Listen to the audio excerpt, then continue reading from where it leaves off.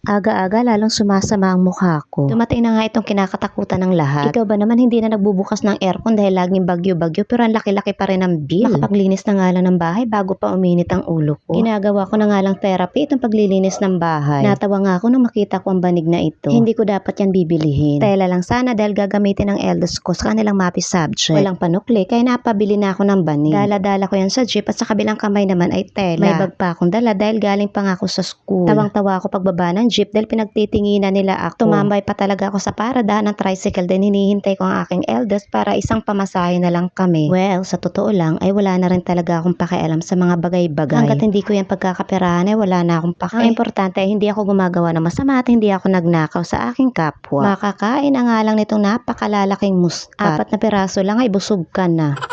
Nag-iisip pa nga ako kung kakain pa ba o hindi na. One eternity later, ito na itsura ng aking mga inaayos. Hindi ako mahirap pasayahin. Kapag nakita ko medyo malinis na ang aking bahay, ay masaya na ako. Kaya nagtataka ako sa mga taong walang kakontentuhan sa buhay kahit nasa sa kanila na ang lahat. Although may mga bagay pa akong gustong kamtin, pero ipagpapasa Diyos ko na lang muna yan. Aww.